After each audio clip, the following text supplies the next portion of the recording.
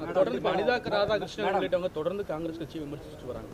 நேற்று கூட எக்ஸ் பதிவில் வந்து மாணிக்கம் தாக்கூர் மிக கடுமையாக இல்லை, காங்கிரஸ் கட்சி ஒரு கண்ணியமான அரசியல் செய்கிற ஒரு கட்சி. எந்த காலத்திலையும் காங்கிரஸ் கட்சி தனது அரசியல் நாகரிகத்தை கைவிட்டு யாரையும் விமர்சித்தது கிடையாது. கூட்டணியில் இருக்க வரைக்கும் வந்து காங்கிரஸ் கட்சியும் தலைவர் ராகுல் காந்தி அவர்களையும் ஆகா ஓகோன்னு புகழ்கிறதும், நாங்கள் கூட்டணியில் இல்லை அப்படிங்கிறதுனால எங்களை மிக மோசமாக விமர்சிக்கிறதும் சரியல்லைன்னு நான் நினைக்கிறேன். அனிதா ராதாகிருஷ்ணன் அவர்களுடைய விமர்சனம் சரி, அதற்கு அவர் பயன்படுத்துகிற மொழியும் சரி, முழுக்க முழுக்க அநாகரிகமானது. இது வந்து இதை வந்து திராவிட முன்னேற்ற கழகத்தின் தலைவர் முன்னாள் முதலமைச்சர் அவர்கள் இதை தடுத்து நிறுத்தணும்னு நினைக்கிறேன். இது காங்கிரஸ் கட்சி மீதான விமர்சனமாக மட்டும் பார்க்க முடியாது. இது திமுகவை சேர்ந்தவர்கள் என்ன மாதிரியான வார்த்தை பிரயோகத்தை பயன்படுத்துகிறார்கள், அது அவங்களுடைய தரத்தையும் அதில் அது பிரதிபலிக்குதுங்கிறத அவங்க கவனத்தில் வச்சுக்கணும். தலைவர் ராகுல் காந்தி குடும்பம் இந்த மண்ணில் வந்து அவங்க மிகப்பெரிய தியாகத்தை தான் செஞ்சுக்கிட்டு இருக்காங்க. அவங்க எந்த பதவிக்கும் ஆசைப்பட்டது கிடையாது. அதே மாதிரி இன்றைக்கி இந்தியாவில் நரேந்திர மோடி எதிர்த்து உறுதியாக சமரசமற்று போராடுகிற ஒரு தலைவர் இருக்கிறார் அப்படின்னா அது தலைவர் ராகுல் காந்தி தான். இன்றைக்கும் வந்து ஒரு பெரிய அரசியல் குடும்பத்தில் பிறந்து ஒரு 3 பிரதமர்களை பார்த்த குடும்பத்திலிருந்து வந்த ஒருவராக இருந்தால் கூட இன்றைக்கும் தரையில் இறங்கி இந்தியா முழுக்க, இந்தியாவில் காஷ்மீர்லேருந்து கன்னியாகுமரி வரைக்கும் நடக்கிற ஒரு தலைவர், சாதாரணமாக அந்நாடு வந்து எளிய மக்களோட போய் அரசியல் செய்கிற ஒரு தலைவர்னா ராகுல் காந்தி அவர்கள் தான். அவரை பற்றி விமர்சிக்கிற அருகதை யாருக்கும் கிடையாதுன்னு நாங்கள் நினைக்கிறோம். இந்திய கூட்டணி திருமாவளவன் காங்கிரஸ் கட்சியின் நிலைப்பாடுகள் விரும்பத்தக்கது அல்ல. சமீபத்தில் நடந்த தேர்தலில் வந்து காங்கிரஸ், மார்க்சிஸ்ட், திரிணாமுல் பலகீனம் அடைந்திருக்கு. காங்கிரஸ் தன்னுடைய நிலைப்பாட்டை வந்து மாற்றிக்கொள்ளணும் அப்படின்னு சொல்லி இல்லை, திருமானா வந்து எங்கள் கூட்டணியில் இருக்கிற ஒரு முக்கியமான தலைவர். அவர் சொல்கிற விமர்சனங்கள் ஆக்கப்பூர்வமாக இருக்கிற பட்சத்தில் நாங்கள் மிக நிச்சயமாக அதை பற்றி யோசிப்போம். ஆனால் எங்களை பொறுத்த வரைக்கும் வந்து நாங்கள் வந்து கூட்டணிகளுக்கு 22 வருஷம் நாங்கள் திமுகவோட கூட்டணியில் இருந்திருக்கோம். திமுக வந்து அவங்களுக்கு அதிகாரத்தில் வந்து நீங்கள் போதுமான பெரும்பான்மை இல்லாதப்போ கூட எந்த விதமான நிபந்தனையும் இல்லாமல் காங்கிரஸ் கட்சி 5 ஆண்டு காலம் அவங்களுக்கு ஆதரவு கொடுத்துருக்கு. நீண்ட காலம் வந்து நாங்கள் வந்து என்றைக்குமே வந்து அவங்க ஆட்சியில் இருக்கிறப்பவும் சரி, ஆட்சியில் இல்லாதப்பவும் சரி, அவங்களோட நாங்கள் நின்றுருக்கோம். இன்றைக்கு வந்து ஒரு காலத்தின் கட்டாயம் இருக்குது. நீங்கள் வந்து ஒரு பாரதிய ஜனதா கட்சி பின்வாசல் வழியாக ஒரு மக்களால் தேர்ந்தெடுக்கப்பட்ட ஒரு முதலமைச்சரை, ஒரு அரசை அமைக்க விடாமல் செஞ்சுட்டு அதற்கு பின்னாடி வந்து அவங்க வந்து கவர்னர் ஆட்சி கொண்டு வர ஒரு சூழலில் தமிழ்நாட்டு மக்களுடைய தீர்ப்பை வந்து நடைமுறைப்படுத்த வேண்டிய வரலாற்று கடமை எல்லா அரசியல் கட்சிகளும் இருக்குது. அது காங்கிரஸ் கட்சிக்கும் இருக்குது. அதை தான் நம்ம செஞ்சோம். அதே மாதிரி அரசியலில் ஒரு கூட்டணினா அப்படியே போய் நம்ம 500 வருஷத்துக்கு இருக்க முடியாது. காலச்சூழல்கள், அரசியல் நிலைப்பாடுகள், ஒரு தமிழ்நாடு மாதிரி மாநிலங்கள் ஏற்படுகிற ஒரு நெருக்கடி, இதெல்லாம் தான் ஒரு கட்சி அரசியல் கூட்டணியில் இருக்குமா இல்லையாங்கிறத தீர்மானிக்க முடியும். திராவிட முன்னேற்ற கழகம் ஒரு 50-60 ஆண்டு கால கட்சி. இதெல்லாம் அரசியல் அவங்களுக்கு தெரியாத விஷயம் கிடையாது. ஸோ அவர்கள் வந்து தோல்வி அடைந்திருக்கிறார்கள். இந்த கூட்டணியில் நாங்கள் இருந்திருக்கோம். அந்த தோல்வி எங்களுக்கும் பொருந்தும். அதை பற்றி எங்களுக்கு வந்து வருத்தம் இருக்குது.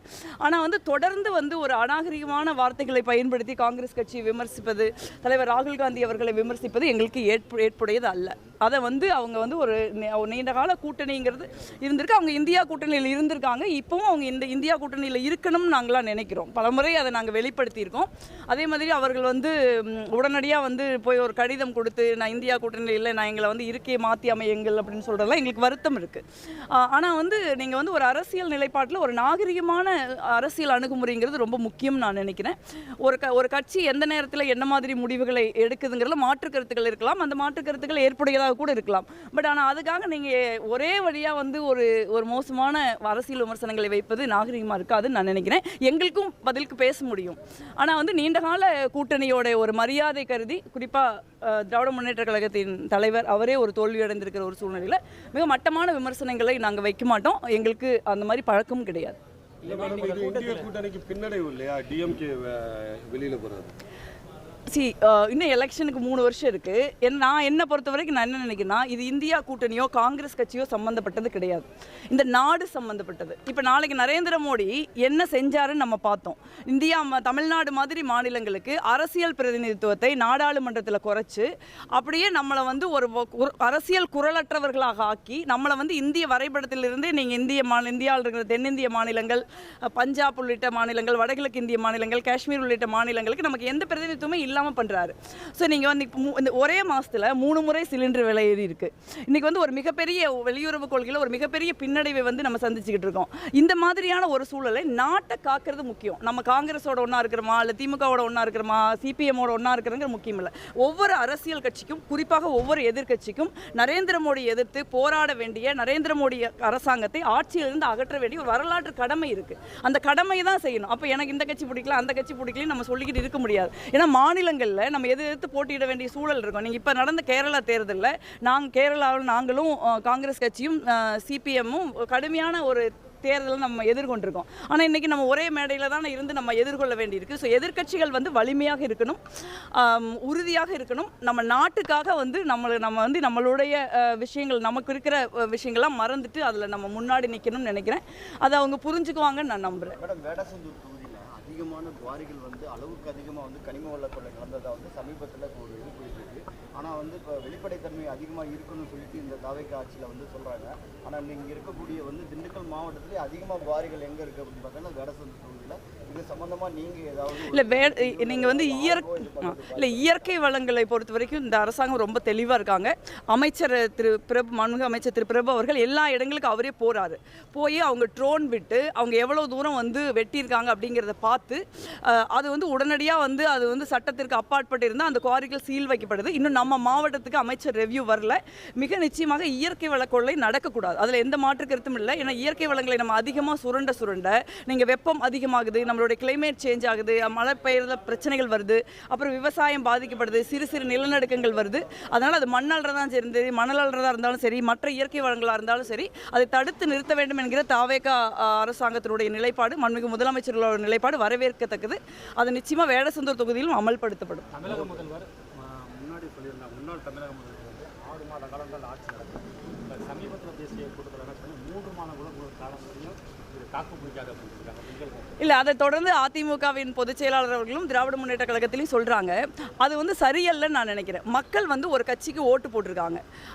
அவர் தான் முதலமைச்சராக வேண்டும் அப்படிங்கிறதுக்கு தெளிவாக வந்து அந்த கட்சிக்கு அதிக எண்ணிக்கையிலான சீட்டுகளை கொடுத்துருக்காங்க. ஒரு கூட்டணி ஆட்சி நடந்திருக்கு தமிழ்நாட்டில். ஒன்றும் கூட்டணி ஆட்சி புதுசு இல்லை. இதே திராவிட முன்னேற்ற கழகத்துக்கு நீங்கள் வந்து அவர்களுக்கு போதுமான எண்ணிக்கை இல்லாதப்ப காங்கிரஸ் கட்சி எந்த விதமான நிபந்தனையற்ற ஆதரவையும் கொடுத்து அவங்க 5 ஆண்டு காலம் ஆண்டிருக்காங்க. ஸோ ஒரு ஆட்சியில் இருக்கிற அரசாங்கத்தை வந்து நீங்கள் வந்து அவர்களுடைய செயல்பாடுகளின் மீது 6 மாதம் கழித்து நீங்கள் ஏதாவது விமர்சனங்கள் இருந்தால் வையுங்க. ஆனால் அரசாங்கம் வந்து நடக்காது, அரசாங்கம் கவுந்து போயிடும் அப்படின்னு ஜோசியம் சொல்கிறதெல்லாம் வந்து ஒரு நீண்ட நெடிய பாரம்பரியம் உள்ள அரசியல் கட்சிகளுக்கோ அதன் தலைவர்களுக்கோ சரியானதுன்னு நான் நினைக்கல. இந்த ஆட்சி 5 ஆண்டு காலம் தொடரும்.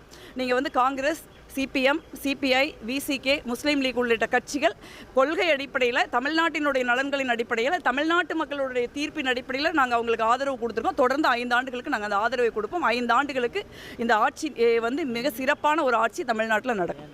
மேடம், இந்த கூட்டத்தில் பார்த்தீங்கன்னா திமுக என்ன நினைக்கிறீங்க? உங்கள் மக்கள் பிரச்சனைகளை வந்து அழைப்பு விடுத்தேங்கிறாங்க, ஆனால் இவங்க வரல. இல்லை, அழைப்பு வந்து எல்லாருக்கும் போகும். இது ஒன்றும் புதுசு கிடையாது. நீங்கள் வந்து மெஜாரிட்டி இல்லை கூட்டணிகள் இருந்த காலத்திலேயே வந்து ஒரே கூட்டணிக்குள்ளே கூட வந்து நிறைய கூட்டங்களுக்கு வராமல் போயிருக்காங்க. அதெல்லாம் நாங்கள் கரூர்லேயே பார்த்துருக்கோம். இது வந்து ஒரு நடக்கிறதா, பட் கொஞ்சம் நாள் போக போக வந்துடுவாங்கன்னு நினைக்கிறேன்.